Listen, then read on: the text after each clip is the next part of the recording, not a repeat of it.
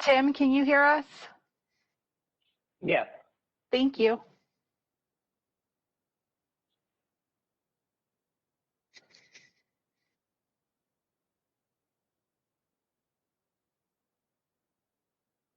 Jim, can you hear us? Jim Jordan? Oh, yep, I can hear you. Can you hear me? Thank you. Yep, thank you.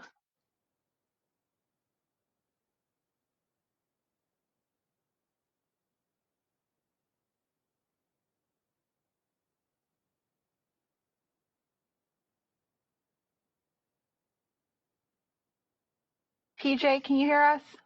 Loud and clear. Thank you. Candace, can you hear us? Yes. Okay.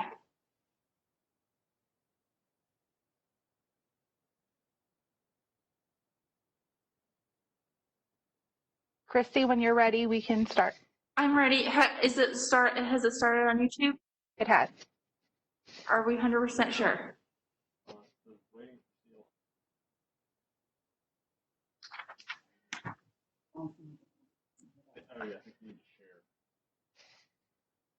Candace? Yes, we're working on it. Hold on one second. Sorry. Okay, thank you.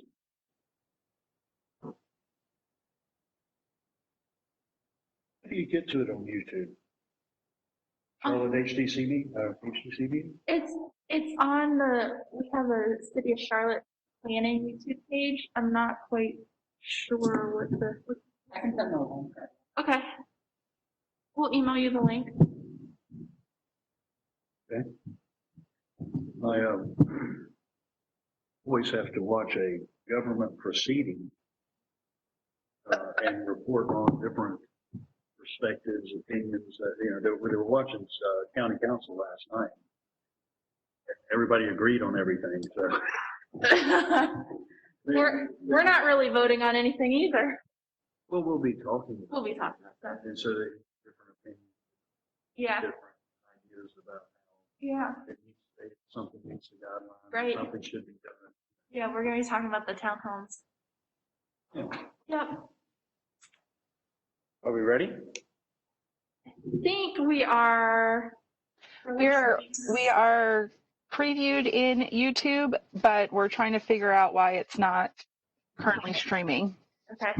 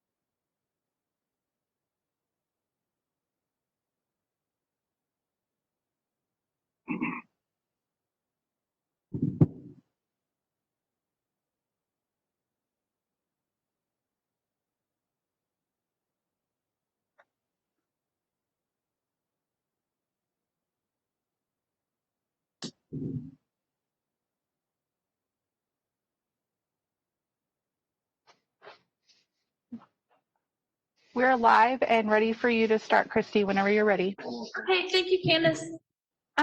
Jim, I'm going to turn it over to you, sir. Thank you, Jim. Charlotte Historic District Commission welcomes you to the June 10th virtual business meeting. I'm Jim Hayden, chairperson. Also sitting on today's commission are PJ Pennington, Chris Mirren, Kim Parati, Jessica Heinman, Michelle Bonaparte, Krista Lineberger, John Ferris, Jill Walker, Damon Rumsch, James Jordan, and Chris Barr. Also, we have our staff today, Christy Harps, Cindy Kuchanik, Andy Leite, our Assistant City Attorney, Andrea Leslie Fite, and Linda Keach, the clerk to the board. Because the commission is a quasi-judicial body, no public hearings will be held during today's virtual meeting. Today's meeting will be moderated by HDC staff and the chair. Any commissioner wishing to request the floor on a meeting topic, please use the raise your hand tool. Staff will note commissioners wishing to speak and will advise the chair. Please do not speak unless you are recognized by the chair or staff.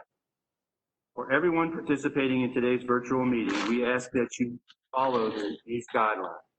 Please mute your audio when you're not speaking. Use only one source of audio, computer or phone. Do not put your phone on hold. Make sure you are in a quiet area.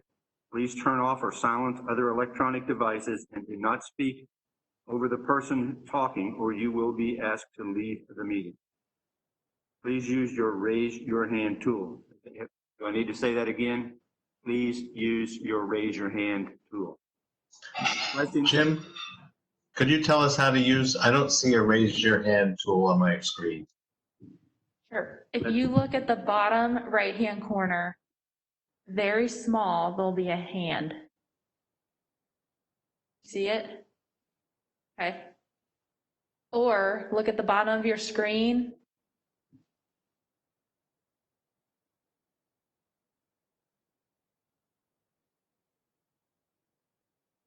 I think, do they have to, there's the chat. Pull up I'm the sorry, chat. I don't. Say it again? It's under participants. Okay. I don't see the raise a hand or the chat, but I'll be very So if discreet. you go to the,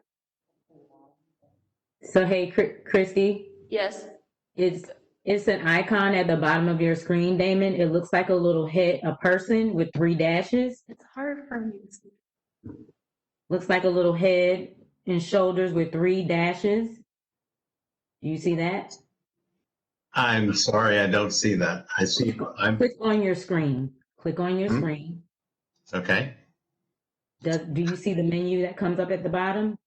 If I click on my picture, I've got 2 circles. One is a minimize myself view, and the other is a stop showing myself view.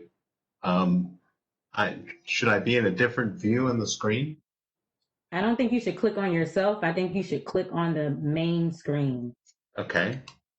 Nothing happens different if I right or left click on the main screen.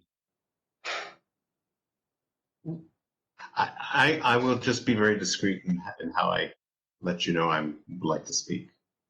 And if I see the person with the dashes underneath, I'll use it. Oh, wait a minute. In the middle of the screen, There you go. there's a picture and it says participants. It doesn't say. Yeah. So that's the Click on raise your hand. that. Whatever you see that says participants, click on that, and a list of participants should show up on the right-hand side of your screen. I see. Raise your hand. I got it. Thank you. Sorry to cause a delay.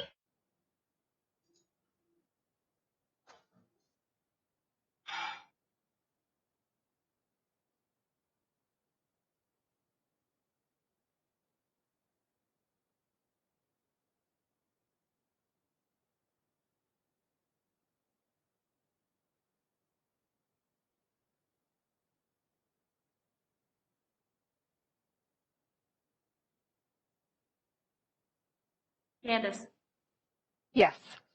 are the is Rusty, Panchali, and Tim here? Yes. Are they participants? I can flip them over right now. Please do, because we want to include them in this discussion.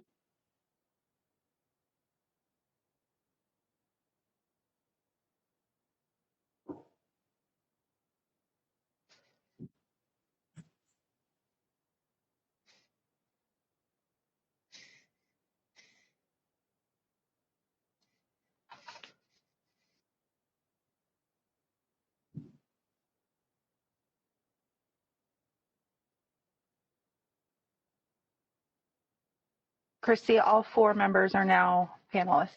Okay. Hi, Tim, Rusty, Paul, Panchali. Welcome. Good afternoon. Um, Thank you for having us. yeah, thanks for being here. So I am just going to turn it over to y'all to speak. Tim, are you going to be the main presenter? Yeah, I will. Okay. So on our screen, I'm just going to start, and you tell me when to move forward. I have your presentation loaded, and just have the site plan, and then I also included the close-up view of the site plan. Perfect. Great. Okay, so I included the site plan that we looked at last month, just kind of for reference. There's nothing changed on this since the previous one. We did get some clarity for our own purposes on some things like the hedgerow that was at the top by the corner of Belvedere and Thurman. We understand that that hedgerow does have to remain in place per the approved planning documents, the hedgerow and the fence. Yeah, exactly right there. So that part kind of dictates that, the front doors of those units won't be accessible from, we couldn't have the front doors on Thurman. It wouldn't be accessible from the street because of the hedgerow there. So the front doors of those 7 would be facing the Van Lanningham estate. Yeah, right there. And then, like I said, not much. But yeah, 5, the garage doors and the front doors along for those 5 there at the bottom. Yep, right there. We're still planning to put the front doors and garages on that side. And then on the private drive down on the 2 sets of 5, those will also have the garage doors and the driveways, or garage doors and the front doors along there. But there are some variations we're looking at, trying to bring the front doors around to the corners facing certain streets, like in particular the Plaza, looking at having a front door approach off of Plaza. So we want to make it feel like it's more like a single family home and less like a block of townhomes. That's the goal there. And the same thing with the opposite side where the court there, where Nassau and the private drive come together, to have more of a single family feel there. Yeah, so that it presents itself to that street better. So again, nothing much has changed on these. I just wanted to overview it real quick for you, so you could refresh your memory of the project. If you want to move to the elevations, yes. So here's a block of 5. This is in particular the one that we're looking at that is facing the Plaza. So at the top elevation, that would be the front elevation of the building that faces the Plaza, and would have a front door feel where you can see the kind of that front door with a little canopy piece over it. It has much more of a single family home feel to it, being that these, the density of the development, and kind of what we have to do to get both the amount of units on the property and make the place the way that we want it. It does have kind of a 3-story with that tower piece on it, that kind of feel. So it is somewhat taller, but it's not overly tall. And that's the only portion that would have that kind of more tower piece to it, to kind of denote the corner, and also kind of present itself more towards the Plaza. And then moving along to the side view, which is this was the view that faces the private drive. You can see that kind of each unit has its 2-car garage, and there's also a 1-car garage there in the middle. So we're kind of varying some of them. We tried to put the doors together so they kind of individualize around each unit, so each person kind of knows that that's their unit, so that it's not a bunch of units that look the same. So each one has its own look to it. The corner one, of course, has more of a brick look, mixed in with some darker windows. The nicer garage doors, the kind of simulated wood look doors. We are looking at doing a metal door, but something that has a nice decorative garage door on it. And then the next unit would be more of a siding, some kind of a shiplap or some kind of a lap siding piece for the second piece. And then the middle one, again, we're kind of changing the scale of each one to try to vary the elevation, since these units kind of carry along this whole private street. We don't want it to be like one big block of townhomes. We want it to kind of have different ins and outs, different materials, different ways that the entries occur. So the second unit is going to have kind of recessed entry where it has a little canopy piece to it, where there'd be like almost a little front porch feel. The next unit would have more of a metal canopy, iron type canopy over it. So kind of be a little different there. And then the next one again is more of a porch feel. And then as you move around to the corner, to the end unit, that would have the door on the side that would kind of present itself more towards the courtyard. I would call it kind of a more courtyard feel to it. And again, this is kind of our first pass at the kind of style we're looking at. So you can kind of get an idea of what we're looking at as well. And I don't know what, do we want to pause at some point and get some feedback from this, or do we want to move on to our inspiration that we had, which will be our next slides? That's the question. Would you like them to finish and then talk through? Yeah, why don't you go ahead and finish your presentation? Okay. All right. So keeping these elevations in mind, we'll move to the next slide. You can kind of see some of the materiality we're looking at. We know we can't do painted brick, but we would like to do a lighter brick. We do see some places in Bidwood that has more of a lighter brick to it. Again, we like the feel of it better. We like that. We do want to make sure that the mortar joints can be seen, that you understand it is brick. It's not monotonous painted brick. But this is the kind of feel of the brick we're looking at doing. We have some other options as well. Let's go to the next slide. Actually, sorry, these are the garage doors. So this is just an example of the kind of garage door we're looking at. Something with some windows in it, the kind of shed barn door type feel, so it doesn't look like a cheap door. It looks like individual doors to kind of break up the two-car garage door. Next slide. This was some inspiration as well. We particularly like the kind of overhangs and canopies, the lighter colored brick with the darker windows, the kind of more iron metal windows. We're not necessarily going to do a dark painted siding like we showed there on the far left, but just kind of showing how this piece is varying to kind of give you a reference point to some of the elevation work we've done. And then on the right, the image on the right kind of shows some of the overhang pieces that we're looking at, kind of like the end piece, the courtyard piece, how that might work, where we have some balconies or basically some overhangs with some windows in them to kind of vary the elevation depth. Next slide. Again, more examples. The far top right one is obviously, you can see where we got a lot of our inspiration from for the elevation that faces the plaza. That's actually, I believe that's a home here in Charlotte. I believe over in Chantilly. And then the one on the left kind of shows a mix of the kind of darker metal with some of this one has brown brick, but that shows you a little bit like the flat roof pieces that we have in the elevation. It kind of gives you an idea of what we're thinking there.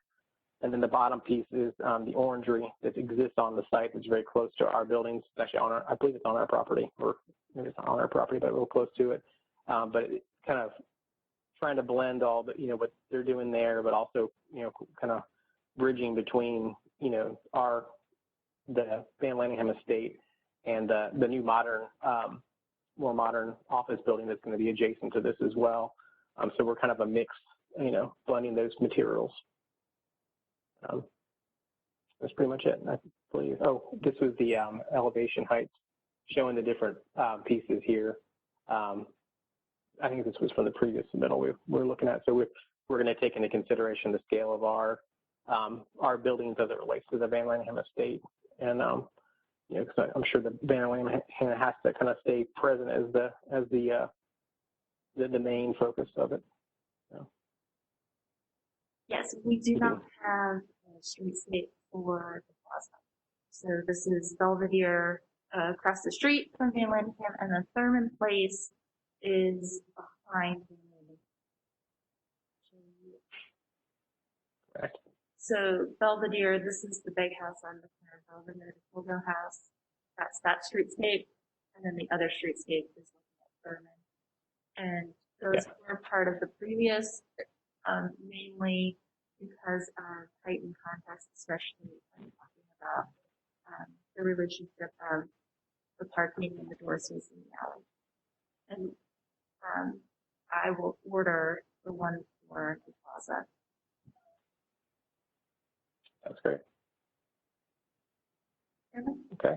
I think our biggest thing we'd like to get feedback on is the elevation. And anything else also, and some of our materiality as far as the bricks and things we're looking at.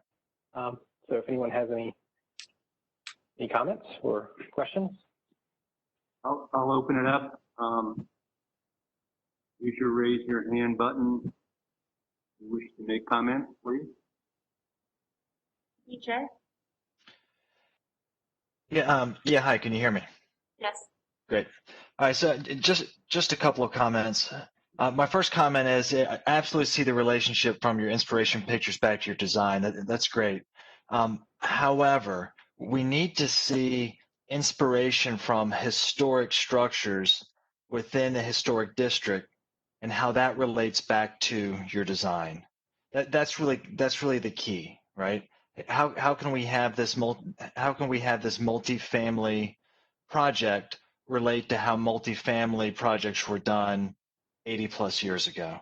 So I really think that we need to address that first, and because I'm not seeing a lot of the historical details to multifamily as it relates to Plaza Midwood. I'm seeing some great other inspirational photographs, but not again as it relates to historic and Plaza.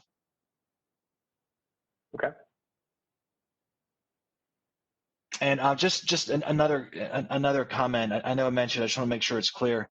When we're looking at massing, when we're looking at height, when we're looking at scale of the project, we need to compare historic multifamily examples to this project. So multifamily to multifamily, single family home to single family home. So when you're looking for that inspiration in the historic district, look for multifamily and look for originally historic. Obviously not something that's, 5, 10, 15, years old. Chris Barth?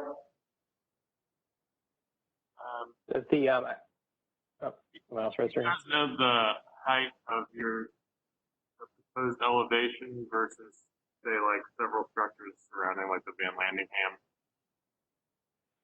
It'll vary because the site that, so the one that's facing the kind of taller elevation that's facing the plaza is at a lower elevation than the Van Landingham estate. But I can definitely put the height of, basically what we're looking at is the reference of the elevation as it relates to the Van Landingham. So, I think our goal is to not get higher than the Van Landingham estate. Is that something that you guys would be looking for?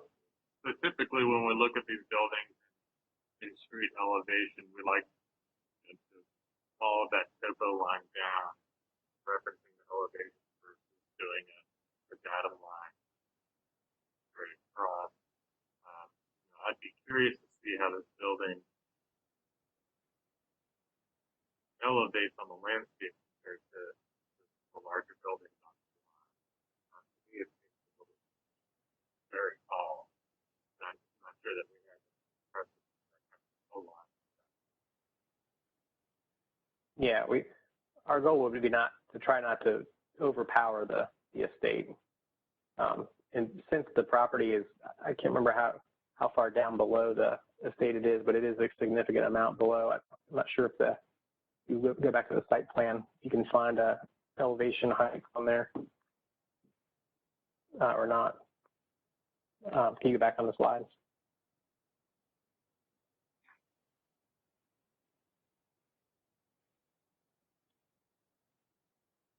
Christy, can you go back on the slide? Sure. Yeah. I don't know if I have the elevation heights on there or not.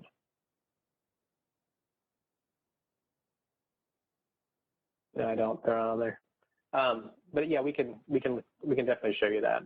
We haven't gotten that kind of far as into looking at the streetscape as well. I think, like Christy said, they're going to order the Plaza streetscape to see how those heights relate to ours. But our goal is to try not to overpower. Plus, these buildings aren't as massive as far as the width of them goes. So it's gonna be a challenge to try to, and we're doing different heights as well. So, but yeah, we'll take a look at that and take it into consideration. It is a challenge for us to try to get try not to overpower, but also try to make sure we have enough square footage to justify the purchase of the property and the land itself. What is the height of the four-story? What is the height of the four-story corner? Next is Don Ferry.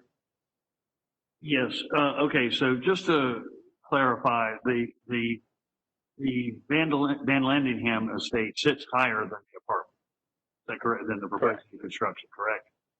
Yeah, except for on the right side, the block of 7, they sit pretty close to the same.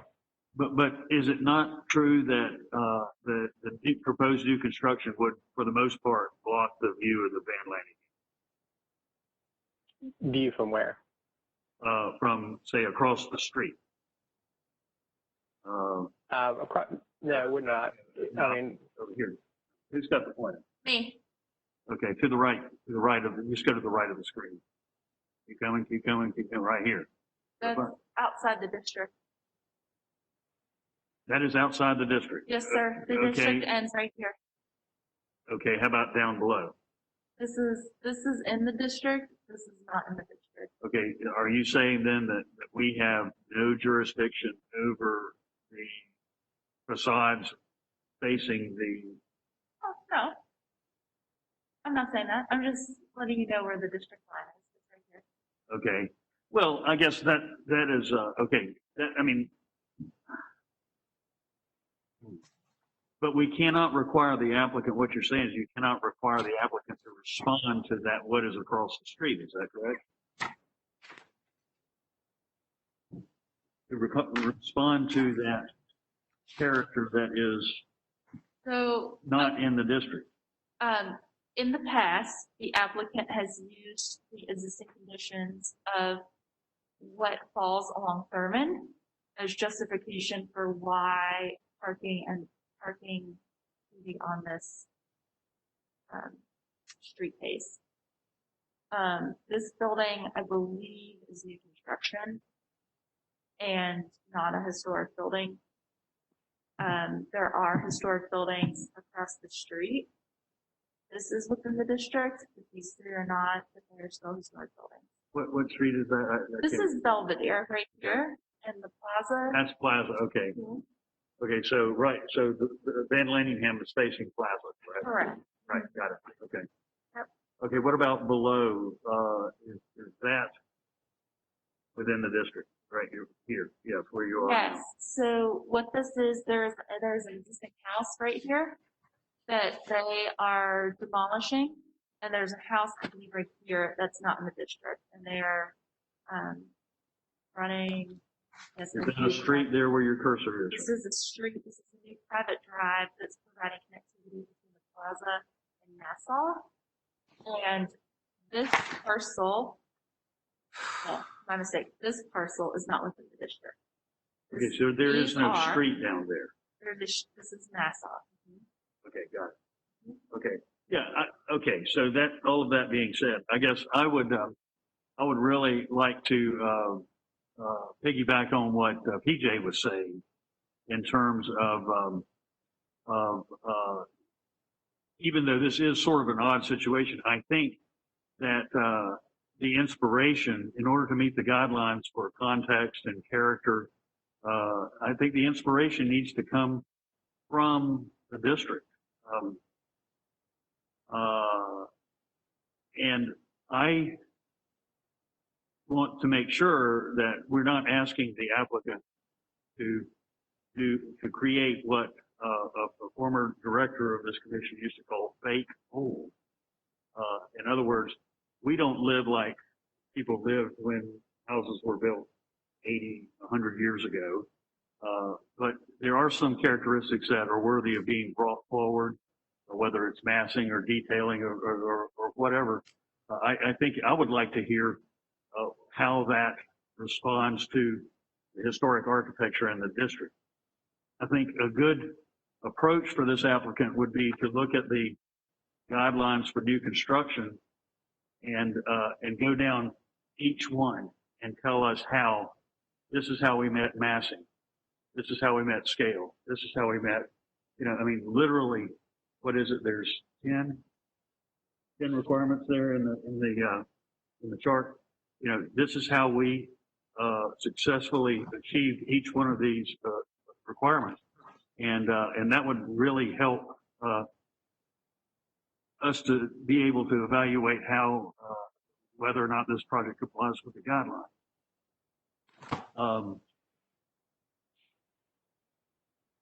Yeah, and not seeing any, you know, we just see their building. We don't see how it ties to the district, which is what we've got to measure it against and evaluate it in terms of the guidelines.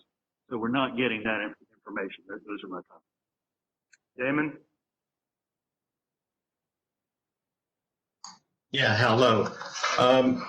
Several things. The plaza elevation is a 3.5 story elevation, which really isn't anywhere else in the neighborhood. And I think that 3.5 continues all the way across on the private driveway side. I have a lot of objection to the height of the structure. I think that we've watched in the past to compare it to existing historic structures in the neighborhood, and this just doesn't compare to any of them.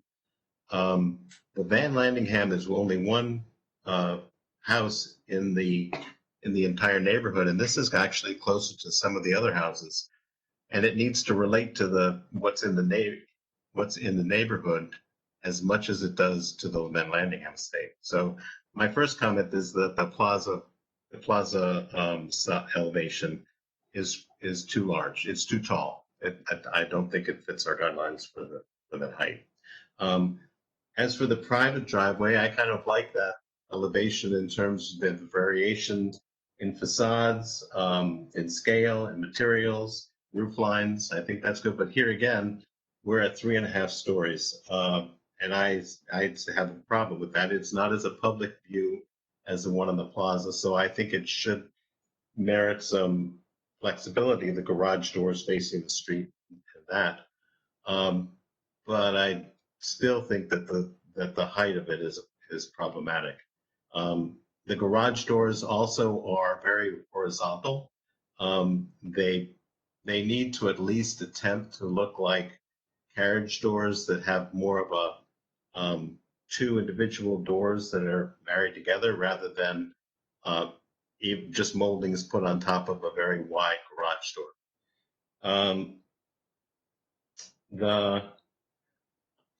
I have a lot of problem with the backside of the property facing, I think it's Nassau and Thermal. We do not have garage doors facing streets anywhere in the neighborhood. It has nothing to do with how. So in that on Thurman across. Let me just finish my presentation and then. I have a big problem with that, and I don't think I will ever vote for garage doors facing the street, especially if there's a driveway right up against them. I have a big problem with that. I know that presents you with some problems, but that just is not part of what. There's just nowhere in the district that I know of. There are one or two individual exceptions that I know in Wesley Heights, I believe, but anyway, so I have a big problem with that. I just don't think you're really considering the neighborhood. You're really just looking at the Van Landingham estate and making sure that it relates to some of those elements. But I think you're ignoring and turning your back on the rest of the neighborhood. I'm done. Jessica? Can you hear me okay? Yep.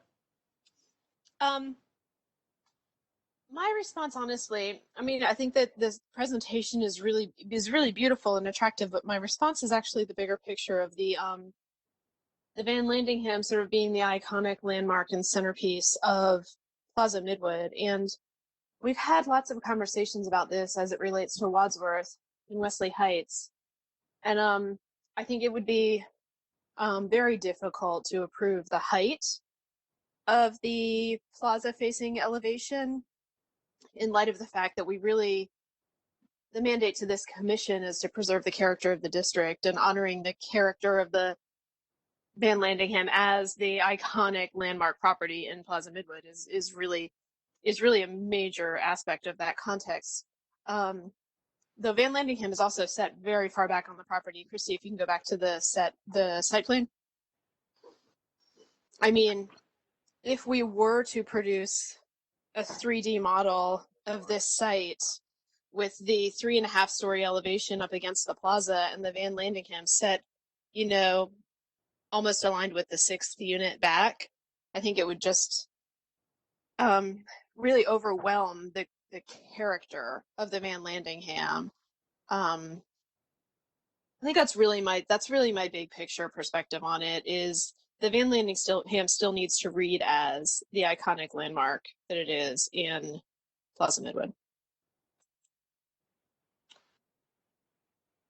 Anybody else? Bill? Yeah, sorry.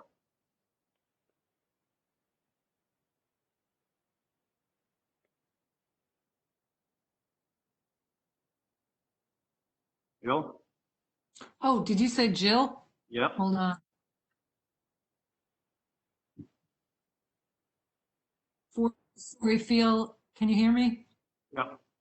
Okay, the four-story feel of that building, I'm not really comfortable with either of those. I also have a note here about the doors. I think you were talking about steel doors or simulated wood doors. I didn't understand that. Maybe you could comment on that. Sure. The doors we're proposing to do would be a metal door, but they're made to be more like a carriage door. So they have the kind of wood slats, but they're not actually wood. You're talking about the garage doors now. Correct. Yeah. The regular doors would be wood doors, the entry doors. And I don't know. That's something. I don't know if that's something you guys would approve or not. Or probably not. I don't know if that's allowed as far as the material goes. It depends on the door. We would just need to see specs. Yeah. There have been times that they Yeah. have been times that they haven't. Yeah. Yeah, These are made to look like we wood really do doors. want to give you, I feel like we really do want to give you some direction with this, and it sounds like you've really put an effort into it. And I wonder if some of the challenge for you and in what you've presented is your efforts to both nod to the Van Landingham estate, and then I think you also mentioned nodding to some of the modern buildings that are in the vicinity. In that effort, that might sometimes create something that doesn't really nod to anything. Just it just might be better to pick one, you know. So and I don't know if it's not shown on the site plan, but there is a plan for a more modern office building in between the Van Landingham and our property. I'm sure you guys probably know about it. But right in between there's a very modern, kind of all glass looking modern building that I think Cluck might be designing. And I don't know if that's been presented or not to you guys yet. This is Christy. We saw a presentation, I think a year ago at this time at a workshop for the living kind of greenhouse type building. But they have not yet been back to the commission to talk to you about. Okay. So basically then, if it's not approved, then it's not something we can really respond to. We have some initial designs that I'm sure maybe in a streetscape elevation, it might be helpful to drop that building in. And I can certainly help coordinate that when we get those outlaw services. Okay. I did have a question too, just in general. Keep talking about referencing the existing character of the neighborhood for our projects, in the district. There isn't a lot of, or hardly any, multifamily that I know of in Midwood. I know there's a funny looking kind of, it's almost like a 60s, 70s type project down the road. I can't remember the name of it. It's on the plaza. That one, to me, doesn't have as much character. It's I'm sure it was done well before the district was established. Is that the kind of things that we're looking for? I just don't know where, unless we're just pulling from single family homes, it's hard to pull context from for our project when we don't really have a multifamily example, a good multifamily example. Unless we're talking about the Charlotte Historic District, there might be some of those ones on East Boulevard like you've recently approved.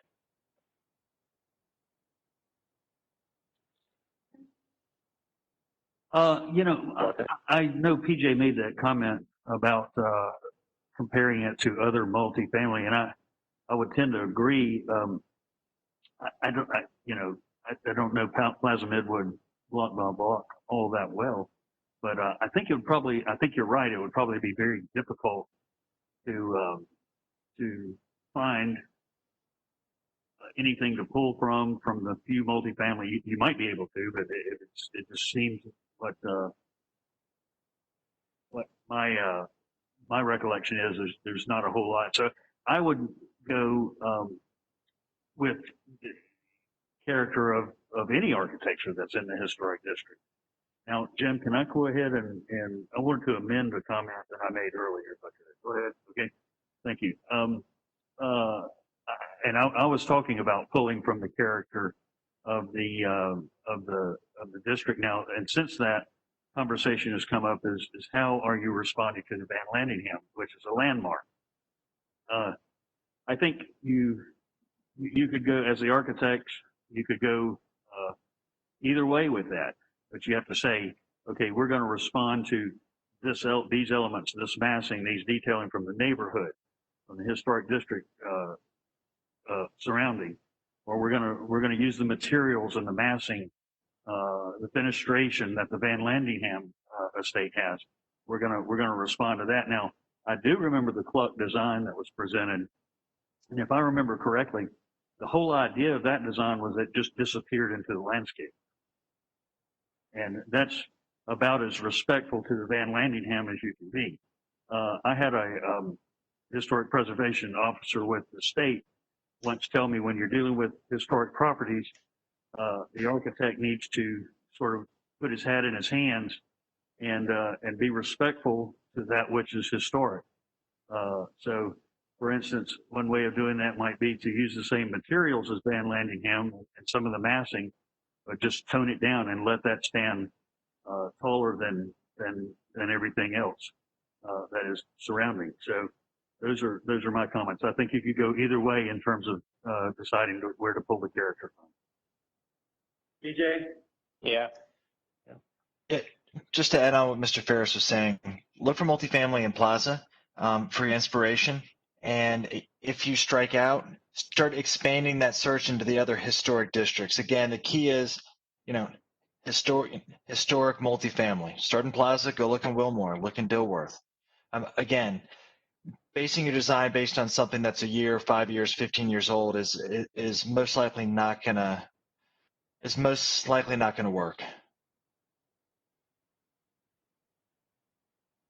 I'll say that if you are, because you did mention some of our recent projects, just know that they did what the gentleman have just mentioned, which is they pulled from a school, they pulled from the church, they made sure that they were not going much taller or wider than the existing structure they were replacing. Gotcha. Can I ask one question about the height piece? Is 3 stories going to be a problem? Does it need to look more like a 2-story building with a 3-story kind of half story?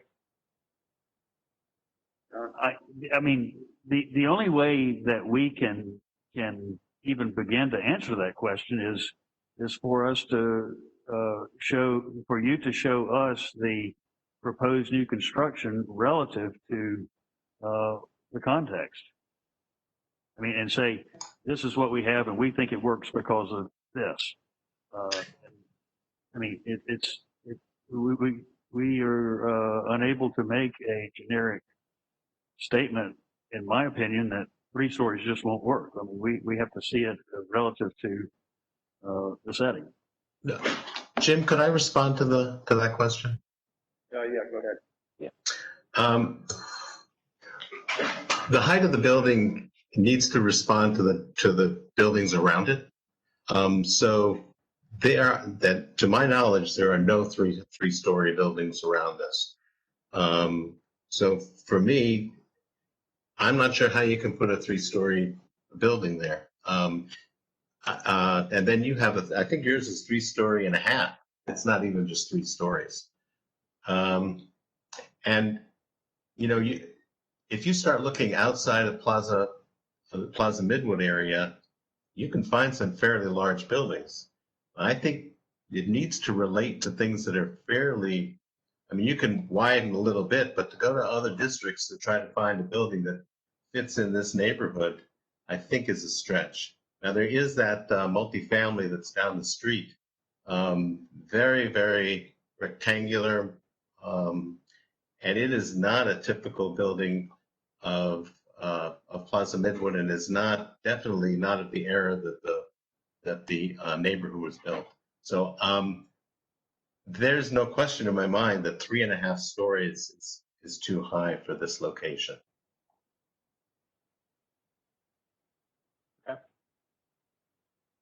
Okay.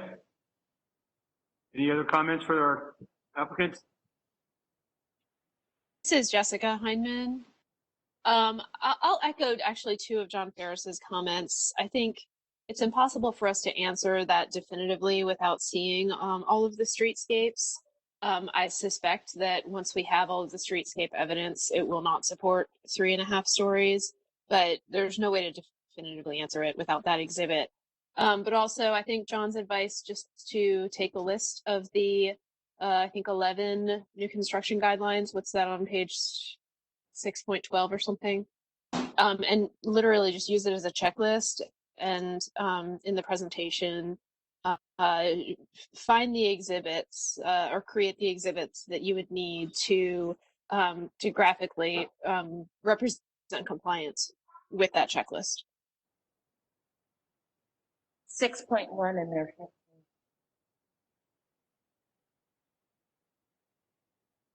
Sorry, I'm in transit. What is the last page of that chapter that has the checklist on it? 6.16. Thank you. Anyone else? Okay. I think we've given you what we can give you today. Okay, I think it's good feedback. We will focus more on the guidelines. We were trying to get this to the point where we could get at least some feedback to see what kind of direction we were moving towards. But I think it's good feedback for our pre-application review. All right. Thank you. Thanks. Great.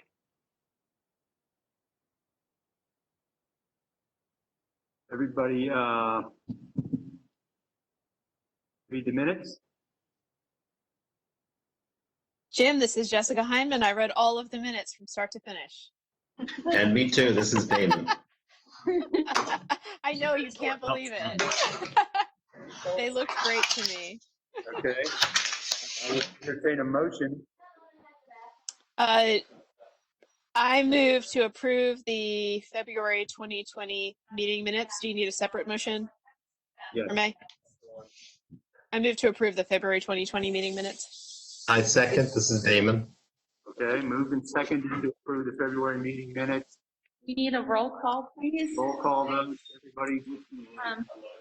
Chairman, it might be easier if you and ask their name. Okay. Here we go. Everyone take your phone off of mute. EJ, EJ, yes. Chris, Duran, Chris, yes. Tim, Yes. Jessica, Jessica, yes. Michelle, Michelle, yes. Krista, Yes. Juan Ferris, Aye. Bill Walker, Yes. Damon, Yes. Tim Jordan, Aye. Chris Bart. Yes. Aye. All right, how about Meg? I move to approve the May 2020 meeting minutes. This is Jessica. And this is Damon. I second.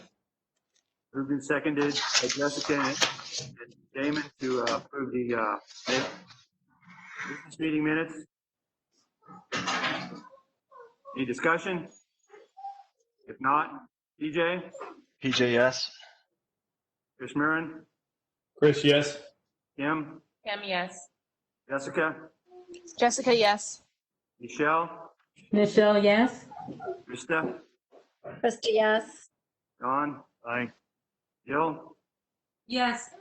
Damon, Yes. Tim Jordan, Aye. Chris Bart. Yes. And Hayden, aye. Unanimous. Okay. Do the officers now. The proposed slate, if you will go back to this time last year, we already had the arrogance to decide we were going to, who was going to be the officers for the coming year. That has not changed in my mind. I believe that's an excellent slate of officers.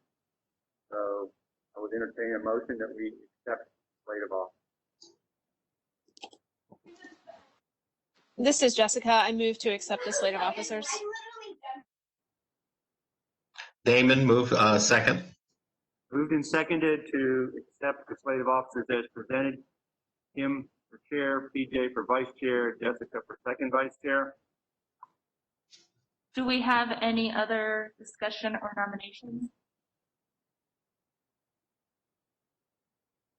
Okay, we'll take a roll call. PJ, PJ, yes.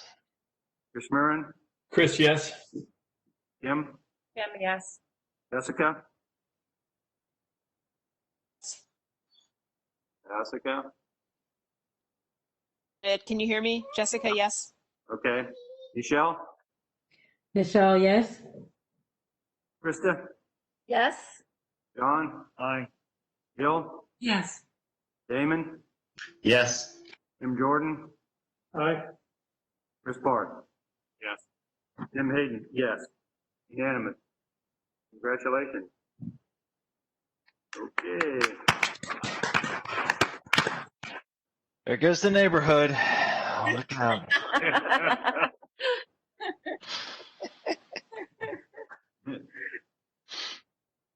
Rules for procedural updates. All yours, Christie. Okay, so there are a lot of things going on with the state and internally with the planning department. So I'm going to start at the bottom of this slide. They are completely renewing the general statute that enables the Historic District Commission to meet. They're not making major changes to the Historic District Commission portion, but they are changing the statute reference from 160A to 160D. And that's for all land development zoning, and that is going into effect January 2021. So Andrea contacted me and said, hey, we need to start thinking about updating these rules for procedures. And we had already talked about some minor updates at past board retreats that we need to make. So that started all this, and then also with the zoning ordinance and the work that the greater planning department is doing to create a unified development ordinance is also changing some of our internal references, because the rules of procedure will reference the zoning ordinance and 160A.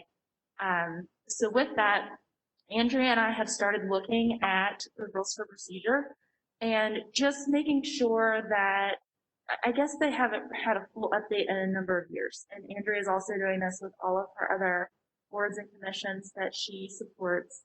And these are the big bucket areas on the slide of what we're looking to change. They're not major changes. The demolition requirement is a bit out of date. It doesn't align with what we currently require in our guidelines and in our meeting procedures. So it's just about making all of these things seamless across all of our documents. Approvals with conditions we talked about last fall at our November board retreat, and again, a lot of thanks to Commissioner Hinman, who really helped us settle on the 180 days as a reasonable time frame rather than 30. It's just 30 days when a project is approved with conditions is just not enough for the architects to get the project engineered and get construction drawings. And we don't want to have, currently, we would have to have people submit revised plans with the approval with conditions and then send us another set of plans that are their construction drawings. And we just want to make it as easy as possible on both staff and the applicants. The addition of some new sections. So we have been doing our pre-application workshop and we just need to codify that about what those procedures are. Most importantly, our key with allowing people like what we just had with Van Lanningham is that they cannot have submitted an application yet, but we don't have that written down anywhere. So we need to make sure that that's written down in our rules for procedures. We also have been issuing a lot of emergency COAs the past 2 years with all of the storms and trees damaged. That's staff is allowed to do that under the general statute, but we don't talk about it in our rules for procedure, and staff thought that was an important addition. The other addition is what we just approved in January of 2020 with local district designation process. It's codifying that within the greater rules for procedure. And then there's been discussion that if we have designation process, we also have to have a de-designation process in the event that that would come up and what that looks like. And I have been having some initial talks with Andrea about that, as well as the state. And that's based on, past inquiries that we've had from neighborhoods and streets and neighborhoods. And we just want to be clear on what that process is and make sure that that aligns with 160D. And since we're doing a rules for procedure update, these were the things that we thought were important to cover. And we wanted to provide this information to the commission as a heads up that this was going on. Andrea and I have a draft that we were working on, but before we got too far, we wanted to check in with everyone and see if there was something we're missing or have forgotten. And just give you a heads up that you will be seeing this at an upcoming workshop or perhaps retreat. Chairman? Yes, John Ferris? Yes, are there any new developments or any new information on the tree removal in terms of at the state level? Not that I've heard. In terms of our guidelines Not at the that I've local level? heard. I do know, I think I might turn that over to Jill and Jim since they were on that ad hoc advisory tree committee. I'm not sure to what extent the general statute in 160D addresses that. That's an excellent question, and I am glad to look into that. Jim, anything, any news? No, okay. Okay. Yeah, I don't recall anything related to the Historic District Commission. Okay, thank you both. Good. Okay. Christy, I would just like to, this is Jessica, sorry. I'd just like to thank you guys for the changes to the pre-application workshop procedures. I think it's made it a more meaningful process and there's less abuse of that process with the new, with the changes that you guys have made. So thank you for that. Thank you. And it gives us more time to review it. So as a commissioner, thank you. Great. I'm glad it's working. Okay, next, design guidelines. I'm going to flip how I'm going to present this. I'm going to start with giving you an update on phase 2. The contract has been sent to Fraser and Associates for phases 2, 3, and 4. We have phase 1, and the completion dates listed are the completion dates for, at least for phase 1, was when Fraser and Associates gave us the draft of Oaklawn Park. And we're going to be talking about those changes next because there are some edits that we need made to those. But as soon as they sign that contract, hopefully within the next couple of weeks, they will get started on working on drafting guidelines for multifamily buildings and have a draft to us sometime in August for review, followed by guidelines for commercial development, hopefully in October, Also, as part of that October timeframe, they have scheduled a site visit to come down and meet with us. And we are hoping to coordinate that either in conjunction with a workshop at a commission meeting or perhaps a longer mini retreat to just give some really concerted feedback on both multifamily and commercial to Bill and Kathy. And then in November and December, they will work on doing changes to all of the guidelines. And that phase 4 also includes tweaks to existing guidelines. We've gone through it at the staff level. We've noticed things from everywhere from spelling errors to drawing errors, and maybe making some things more clear on solar panels that we currently don't have in there, and just some other areas of things that just need a little bit of tweaking. So the reason I'm bringing this up is because staff, all three of us have gone through pretty closely, and we've been keeping lists, and we've compiled that list, but we want to hear from you. Are there pain points in our existing guidelines, something that we need to be clarified to help the applicants understand our intent? And this is our charge to you to just start thinking about that and keep a list. And when you feel that you've got a full list, send that over to staff, and we will compile all of those for Fraser and Associates. I would like to put a deadline on this because I don't know about y'all, but if someone asks me to do something and I don't have a deadline, it tends to fall down my to-do list. So I would like to ask for this by the August meeting as our first deadline. And that would be, let me check my calendar.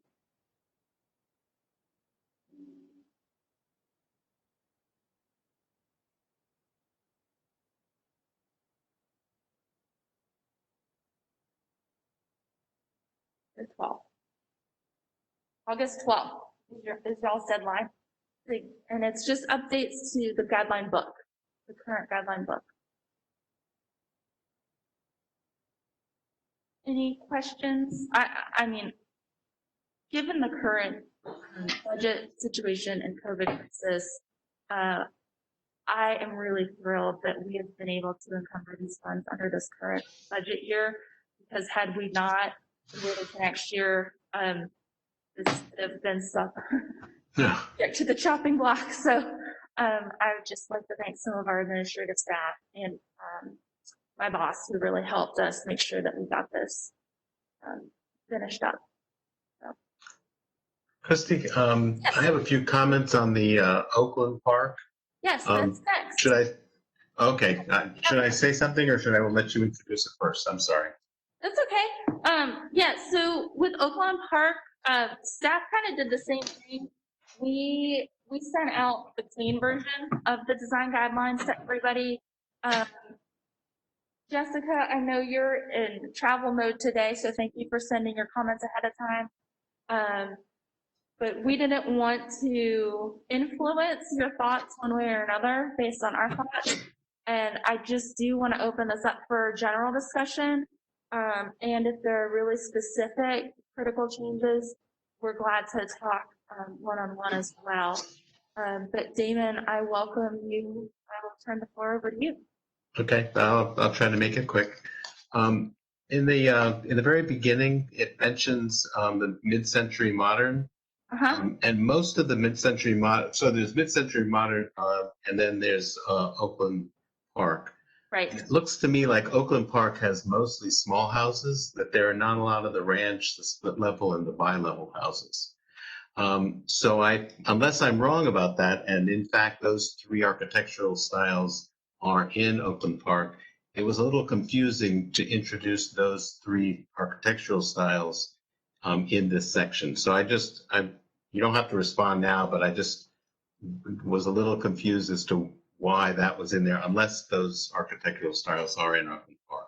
Sure, I think that's great. So one of the things that they were trying to do, especially in this section, and this is a supplement for now, but it will be combined into our new guidelines. So especially the style section we asked them to include some of the mid-century in the event that we get other districts that may have a split level and a bi-level, since we were already asking them to update on a ranch.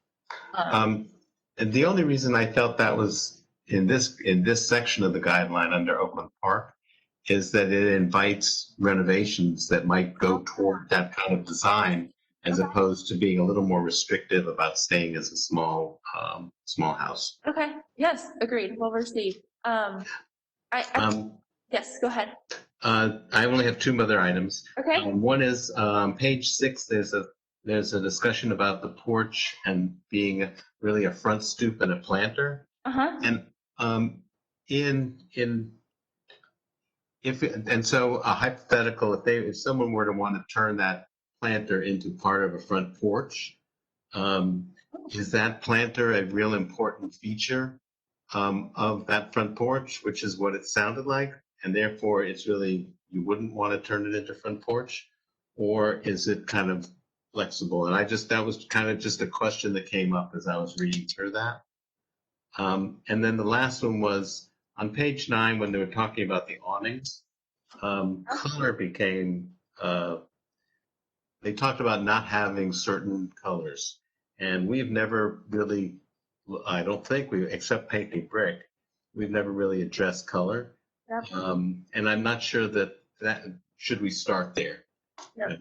And that's it. I'll go mute this. No, I think these are all excellent, Damon, and quite frankly, things I hadn't thought of, especially when it comes to inviting changes with the split level and the bi-level. The planter, it's very widespread in these small little ranch houses in Oakland Park. So I think that's something that I would like to hear from other commissioners, how they feel about that. Jessica, you have your hand raised. Jessica? So I had a very strong response to the exact same image of the planter on the porches. Do you want to wait and hear from the other commissioners since you already, or do you want me to go ahead and give it? Fire away. Go ahead. Before I start, I'll say, Damon, we do have a comment about color in our roof guideline that we've leaned on from time to time when people have asked for metal roof replacements. And I have no idea how that plays into awnings or not, but that one's there. We've used it from time to time. I had kind of a strong response to the image of the porch guideline with the image of the planter. I think that's a really special detail on mid-century houses, and it's something that we should be celebrating. And I really felt like the language that was used in the caption had some moral overtones. I think the mid-century homes that we are trying to celebrate and the district and its character that we're trying to celebrate has a world of subtlety to it. And the way that I think we need to reword that section. And there were some others, Christy, that I put on my list too, that I had concerns about some moral overtones in the wording that did not celebrate the architecture appropriately for the level of effort that this community has put into being a part of a district. One thing to talk about, and maybe now is the time to talk about it, with color. There's been some discussion on a listserv, a historic preservation listserv that I've been on about color. And I can't remember, Susie told me, was it Annapolis? I think it's Annapolis, but how they deal with it is color intrinsic to the material. So I've been thinking about this a lot the last week, especially in how we talk about brick. And when I get questions of what color brick is appropriate, I think we can also bring this into metal and awnings if we so choose, but I think we need to phrase it as part of being intrinsic to the material itself and not being something that's applied. And I just offer that for thoughts and feedback to the commission. We have Michelle. How are you? Yes, I didn't want to mention anything that different than has already been mentioned, but just someone that's familiar with this neighborhood and a lot of the homes there, I would definitely say that planter near the front door is pretty distinct, and I think it adds a lot to the character of the neighborhood. So I would definitely like to see that be something that is maintained within the guidelines. Thank you. Jim Jordan?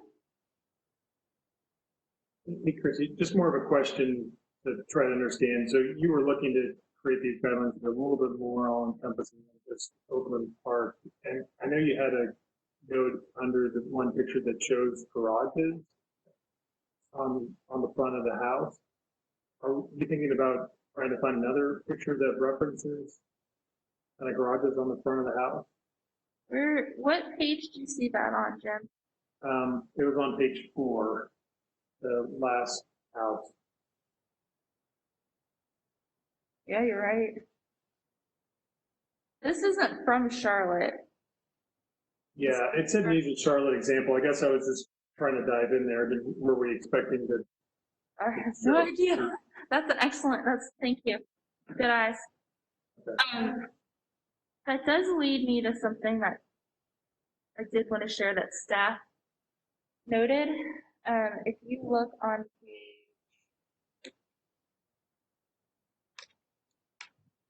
page 16, the very last page, and it talks about accessory buildings, guidelines for private sites, and carports. And historically in our districts, carports have not existed. We have the separate garages in the rear yard. But as you look at some of these mid-century neighborhoods, Oakland Park, even to some extent in McMurray Heights, you start seeing the carports next to the building. And that's a big departure from what we have allowed in our other districts. And I had a pretty significant note on this page that we needed to point this out as a special characteristic of Oakland Park, that while yes, garages are typically in the rear yard in Oakland Park, perhaps garages, carports are in the side yard, as pictured actually on page 16. Comments, questions? Oh, Jessica? Yeah, sorry, that had been one of my other big hits in the list I sent you. I really think that we ought to give, a little more billing to the importance of cars in this era of architecture. And I think we need a better photo for the carport. There are beautiful carports that are really authentic to this time period. And the photo that's in there does not do that justice. So I would. Okay. Are you okay? I just thought it was like the sweetest little carport with a little shed. But yeah, well, we it is can look sweet. for It is sweet. photo. But I almost but I think it's one important that it be in there, and I'm glad that you guys put it in there. But I would love to call it out somewhere else too, because I think it's a really important, like the front walks address the driveway and not the streets, and the driveway is a meaningful component of the site, and I just feel like we need to give it a little bit more airtime, the relationship with the car in this type of architecture. The front walks thank you for bringing that up. That's another area that is such a departure from our other neighborhoods. Because in this architecture, the walk goes to the driveway as opposed to the sidewalk. Right. I mean, it's totally part of that vocabulary. Shifting that focus to the automobile. Okay. Any other big picture things that we need to look at?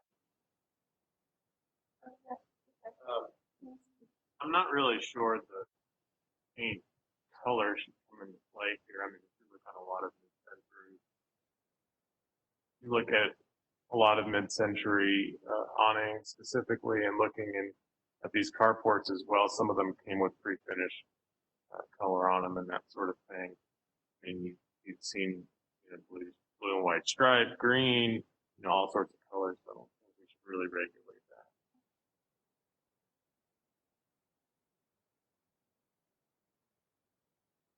Yeah, garish is kind of subjective. Agreed. Anybody else? Sorry, this is Jessica. I don't want to go down a rabbit hole here exactly, but the graphic examples of additions are we these homes are extraordinarily, the ridge lines are extraordinarily low. Like we're going to see them coming in at, 14, 15 feet on a regular basis. Are we suggesting that we would not consider a contemporary addition that was slightly taller than the ridge line? I would say, this is Damon, I would say definitely. This is probably, I even had this in my notes or looking at this. This neighborhood is probably going to be the most restrictive in terms of keeping the houses as what they are than any of the other neighborhoods. There's not a lot of variety in this neighborhood. And as far as I know, all of them are very small and they're very low. In order to start allowing those would definitely make a change in the character of the neighborhood. So in my opinion, I think that we are going to be very restrictive in terms of what can be added and how high it can go.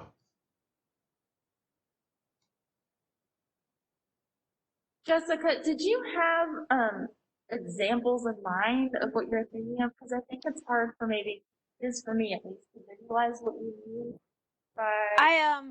That's a totally fair question. I wonder if one of the Chris's could weigh in on this too.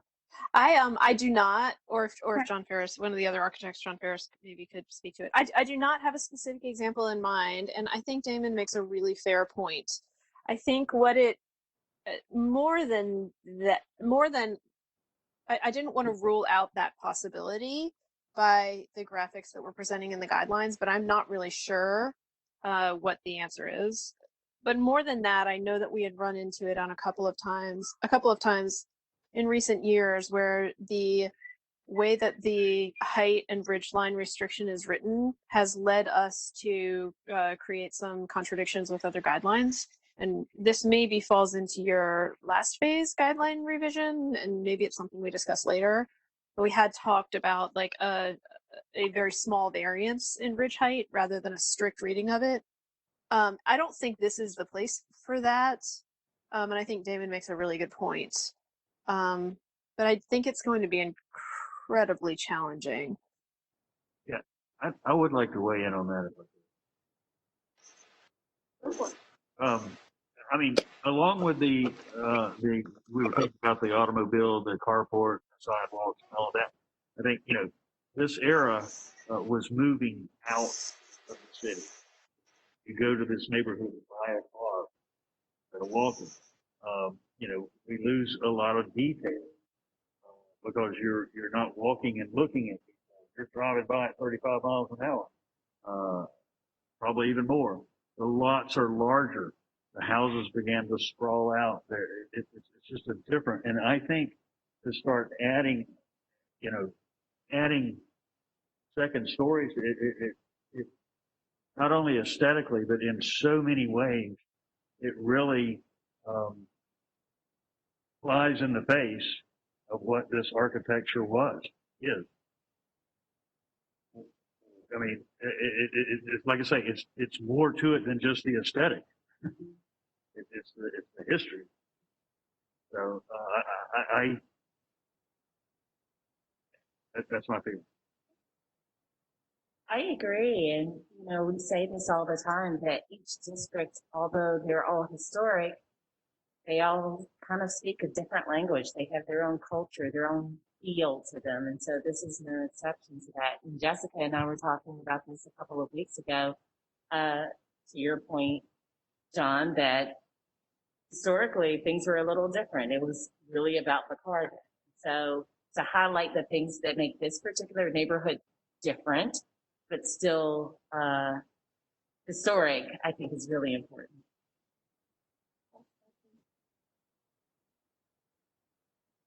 So many of our other neighborhoods are context issues, our streetscape issues, relationship to the street and the sidewalk and grade and trees and all that kind of stuff don't relate here at all. It has a totally different character, a totally different feel. And we need to make sure that that stays, because that's what these folks want. That's why they came here. That's why they want to be a historic district. They like what they got. And I don't think we want to have people come in here and start planting rows of Leland cypress down the front of the yard to create private. There's all kinds of different things we need to be careful about. But I think especially putting a second story on the back of those things is awful.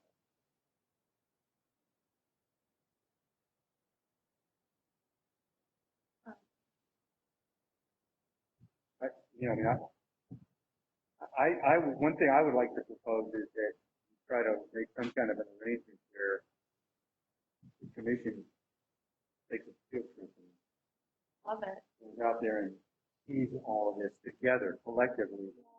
Listen to each other talk about what we see and what we appreciate and what we didn't realize was there from our discussions to this point, so we understand what it is we're getting ready to regulate. That's great, and I'd love to open the neighborhood leaders to that. So yeah, sure, we'll work on that when we're allowed to meet in greater than groups of 10. Oh, we'll also be outside, Will be. so Yeah. it's Okay. a little different. Okay, that's excellent. The other thing that really struck me as I was reading the guidelines and really reflecting on this neighborhood is they have no retaining walls. There are no front yard fences, and I think that's a really important characteristic of the streetscape of the streets. Even though some of them do have the large sloping front yards, there aren't retaining walls. You may see a couple alongside of a driveway, especially I believe it is on Liddell, as the elevation changes pretty steeply, but that's about it. And so I have made those notes as well in the guidelines that this is another area where this neighborhood is different, as well as there are chain link fences here. But chain link fences were of the period of the 1950s and 60s, and so that's another huge departure from our other districts. Yeah, So, and again, I think that goes to the sprawling site. Yep. I mean, it's, why build something vertical when you can slope that ground? I mean, you got plenty of room, which is a lot different than most of the city settings that most of our districts are in town. I mean, that's a great observation. Back to that.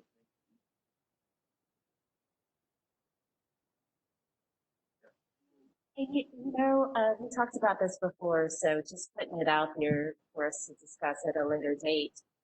In addition to us being educated about the history and the character of this neighborhood, I think it's important for us to get out in the community and continue justifying why it's important that the HTC is a part of this neighborhood. Not only this one, but the other ones. It's something that we've talked about before. And I really think it's a good idea and one that we should actively pursue, because there are people moving into historic districts all the time who don't know it's a historic district, and if they do, then B, they don't know why or how or they don't know much about us. And so I think we need to be educated constantly, and so does the neighborhood. Tim, you couldn't have set me up better for a couple things that I'd like to talk about that aren't on our agenda. And if everyone's ready, I can move into those. Have at it. Okay. So the next thing is, speaking of education, is the preservation awards are back again this year. You'll recall that they restarted last year after about a 5-year hiatus. And I am on the planning committee.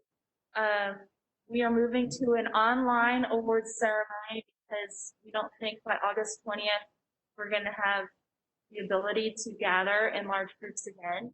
But there are some things underway that will hopefully make this fun and interactive. But I wanted to let the commission know that these are happening because one of the things that the committee's been asking me is what's going on in the historic districts that we can nominate. How can we encourage some of the great projects that we know are happening in Charlotte and the historic neighborhoods, whether they are designated or not designated, for a preservation award, and start with the education going. So think about it. I'm not going to put you on the spot right now, but send me an email if you think of some, and I will help reach out to those property owners and help coordinate that. But we're really excited about it. There's a new category this year, preservation of small and medium community, and it's because we're not just Charlotte. The Museum of History is the greater Charlotte area, and we found that last year there were some really excellent submissions, Huntersville and other places around, but just couldn't compete with the Optimist Hall of Charlotte. So, for example, the Huntersville Jail was a great project and something the community had worked really hard on for a long time, but it couldn't compete with the scale of Optimist Hall. So the committee thought it was important to add this small and medium conservation project to recognize some of the good work going on outside of Charlotte, the city of Charlotte proper. Cool. I want to turn it over to Commissioner Karate, Chairman Karate, to talk about really briefly about a project that her and her husband and the neighbors of Westwood Heights put together during the stay-at-home order and the shelter-in-place. Thank you. I live in Wesley Heights, and one of our pretty active neighbors, Kevin Jones, had this wonderful idea of doing a social distancing art walk where we could showcase some of the many talented artists that we have in the neighborhood. And so it was on a Saturday morning around 9. We had, as you can see here, visual artists show their pieces. We had performing artists out entertaining people. And then we had, I would say, a culinary artist, Hello Honey, people showing how their bees make the honey. And so it was really an exciting project. It's the first time it was, an idea born out of wanting to bring the community closer together and celebrate each other. Because during the stay-at-home order, we're seeing our families and we're seeing our neighbors. And so why not? So I was really proud of people who stepped up, and I was so excited about it. I decided to write a blog about it. Now, as you see here, there's an artist, Brandon Adams, who lives in a quadruplex in the neighborhood. And there's my personal fave, my husband's him, who was showing off his work. And of course, he's a professional artist, a resident scenic artist at Children's Theater. He also does work for some of the other performing arts organizations here. But they were just two of a handful of people who stepped up and said, hey, this is who I am. This is what I'm about. So if you're interested in checking out the article, go to savvykim.com. I talk about the houses, I talk about the people, and I talk about our community.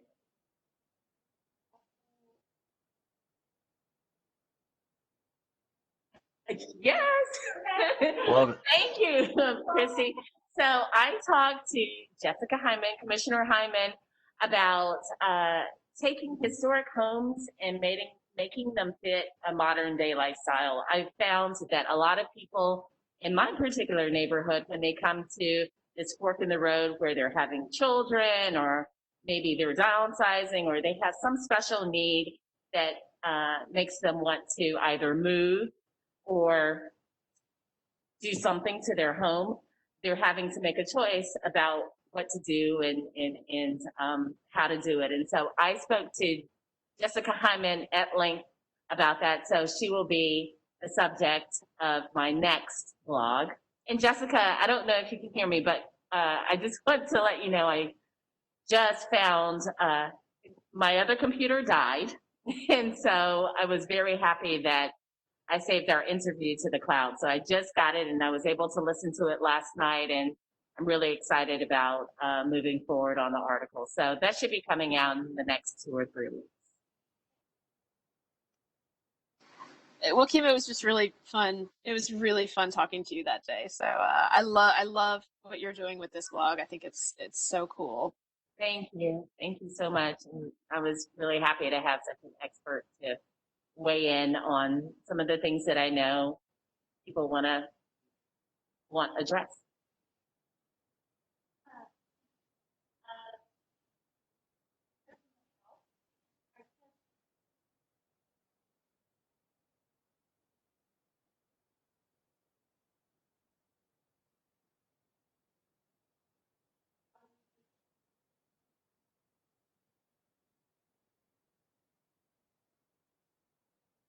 Our library, and the website is at the top. It's charlottehistorytoolkit.com, and it goes through, it has headings on how to research newspapers, city directories, plat maps.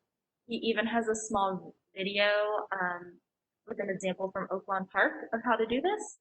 So, if people ask you for resources, we finally have something we can point people to in the city of Charlotte. So I was just thrilled and wanted to share this with all of you because I know that you do get approached from time to time about, hey, how do I find out more about my house? CharlotteHistoryToolkit.com. Yes, sir. And so you can actually go on there and look up your house and see the different property owners. I don't know about that. It walks you through on what's the city directory, how to do this, where to look, where to find these resources in the library. Okay. It walks you through it. Yeah. Because most people just don't even know where to start. And so this is sort of a starting place and explaining about all the different resources that are out there and where you might find information about your house. 20 years ago, I went down to the register. Yeah. I think we've evolved. Yeah. A little bit. Yeah. And the other thing Tom has been doing it as part of his role as the historian in residence is he has these 5-minute history series videos. And the first one he put out was on Oaklawn Park. And it's on the Charlotte Mecklenburg Library's Facebook page. If you just Google Charlotte Mecklenburg Library Facebook, and then you can watch any of the videos. You do not have to be a member of Facebook. You do not have to sign up for an account. But I encourage you all to watch the one on the history of Oaklawn Park. It's excellent. And it's a shorter version of what he presented at our public meeting that we had in Oaklawn Park back in November. So it's really awesome.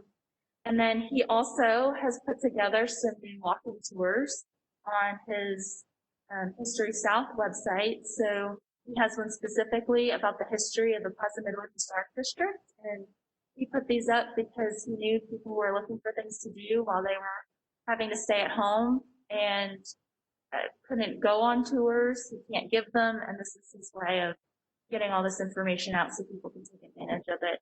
These are the 4 that he's done so far: Elizabeth, NODOT, and then the Historic West End, GCSU.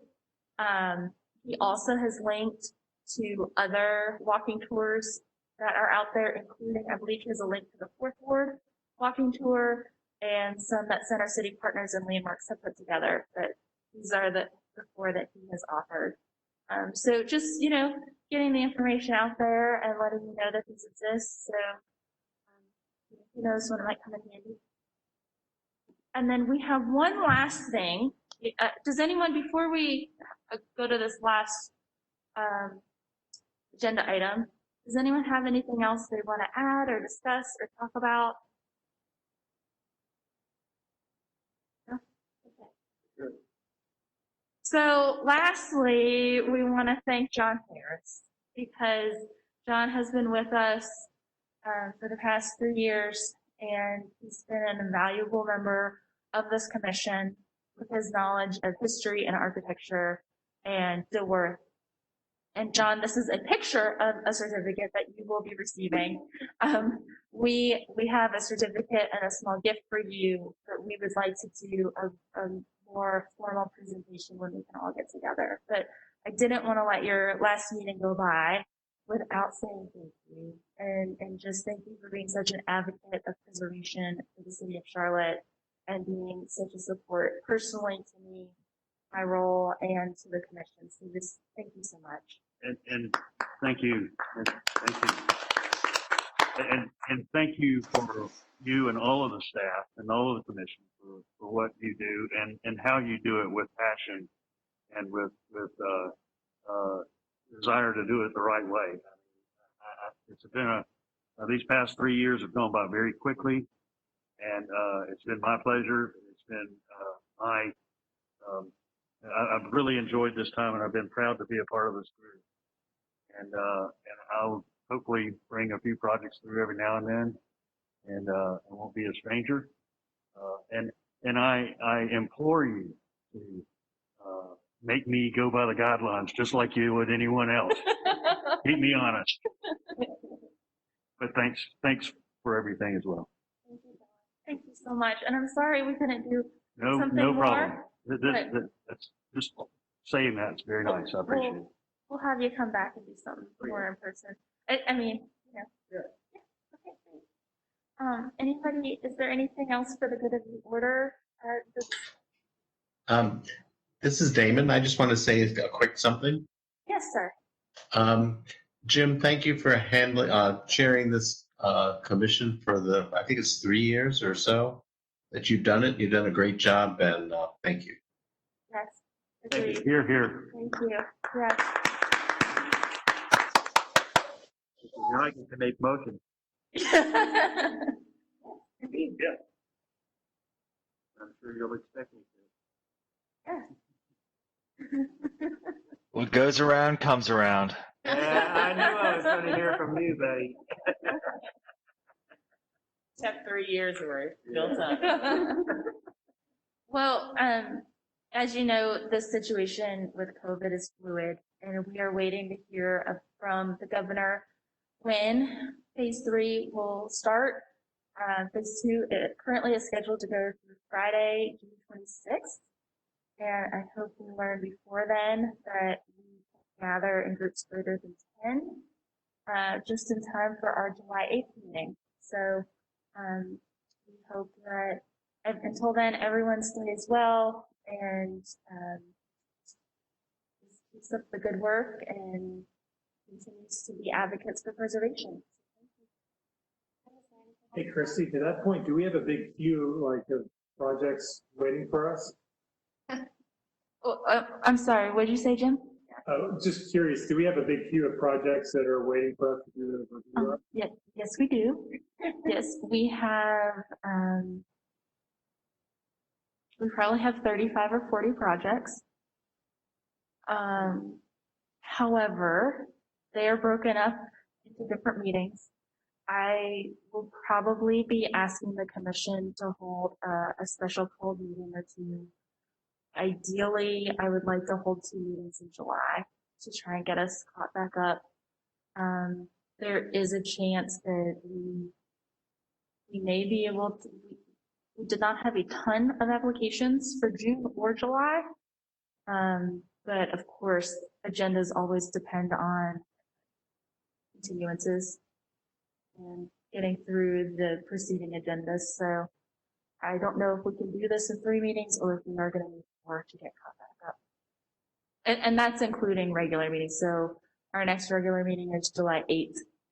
And then my hope is we can have a called meeting at the end of July. But then again, that also depends on the availability of meeting rooms like this that we can space out. Any other questions? Christy, this is Jessica. If we go to 4 meetings, how does the RNC potentially affect that? How does what? The RNC in August. If we go to a 4th meeting, end of August. I forgot about that.